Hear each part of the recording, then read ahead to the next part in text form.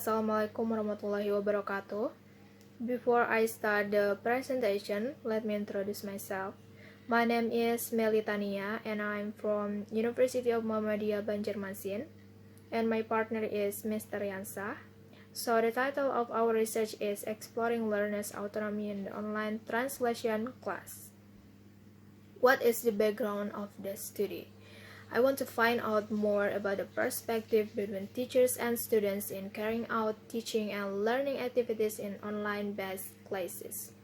What is the perspective of the students and teachers when they have to use online-based media, whether their students' autonomy can be honed with the presence of online media like this or not, and how the teachers' view of students' autonomy is whether students are considered to meet the criteria in students' autonomy or not, and what are the obstacles when applying student autonomy.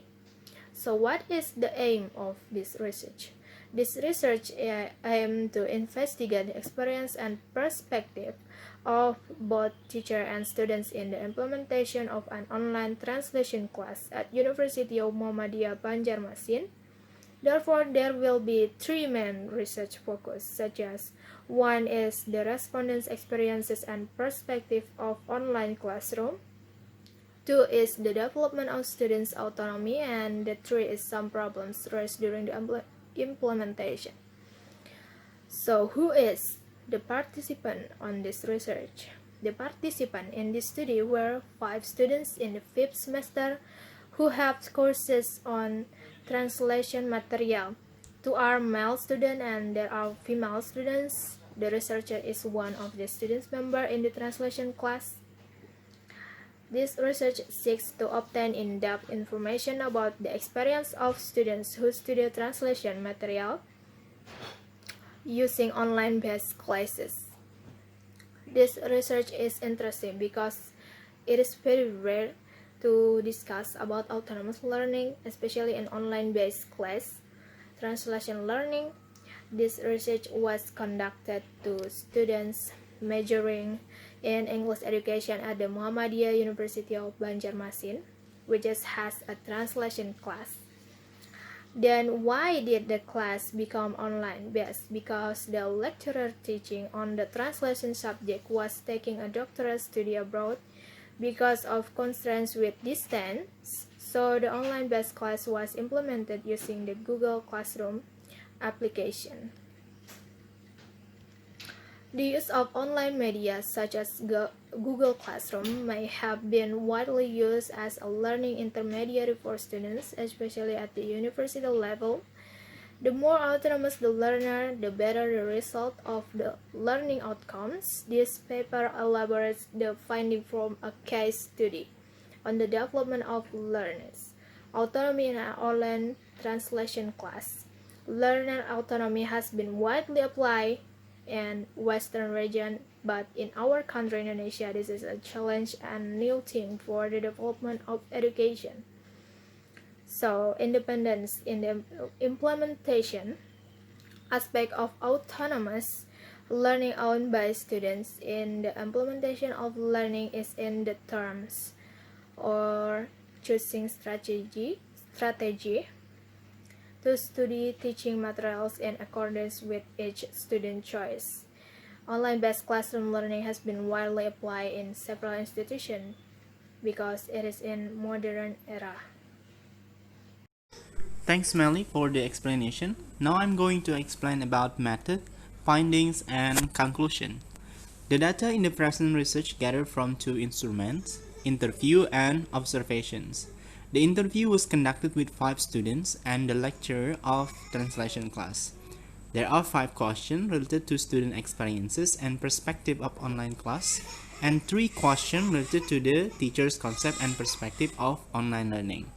One of the researchers also became an observer by joining the Google Classrooms, so she could observe all the activities during the teaching and learning process. The observations aims to clarify and confirm all statements stated by the respondents. Now we go to the findings. Learner perspective of learners' autonomy in the online translation class. According to the students, the online class was interesting because it was their first experience.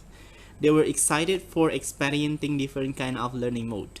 The development of their autonomy can be indicated in their effort to discover the additional materials when the materials given by the teachers were hard to understand.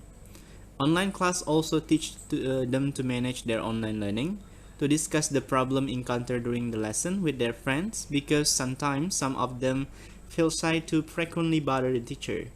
It also makes them more responsible for the phase of learning. Online class were not same like face-to-face meeting which have time allotments. It is the student themselves to determine when they learn or complete the assignments, so it helped them to manage their own learning. And then teacher perspective about autonomous learners. The teacher said being autonomous means being independent and not dependent on others.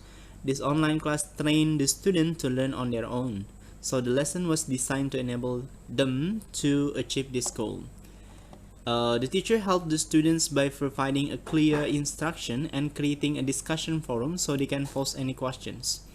His role was as a facilitator in this course, according to him. So, although he wants the student to be more autonomous, it does not mean that he leave the student alone.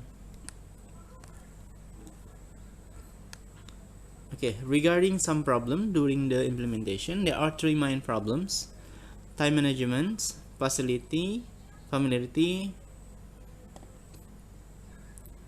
Time management and familiarity factors are interrelated in this study because it was their first time.